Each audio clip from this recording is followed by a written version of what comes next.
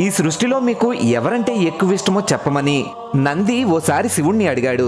అందుకు శివుడు చిన్నగా నవ్వి, నిత్యం నాతోనే ఉంటావు కాబట్టి నాకు ఎవరంటే ఎక్కువ ఇష్టమో నువ్వే చెప్పు అన్నాడు. నంది బాగా ఆలోచించి, మీలో సగభాగాన్ని ఇచ్చారు కాబట్టి పార్వతీదేవి అంటే మీకు చాలా ఇష్టమని నంది చెప్పాడు. కానీ శివుడు కాదన్నాడు. ప్రథమ పూజని గణాధిపత్యాన్ని వినాయకుడికిచ్చారు కాబట్టి గణపతి అంటే మీకు ఎక్కువ ఇష్టమని నంది చెప్పాడు. కానీ శివుడు కాదన్నాడు. కార్తికేయుడు జ్ఞానగురువు కాబట్టి మీకు కుమారస్వామి అంటే చాలా ఇష్టమని నంది చెప్పాడు. కానీ శివుడు కాదన్నాడు.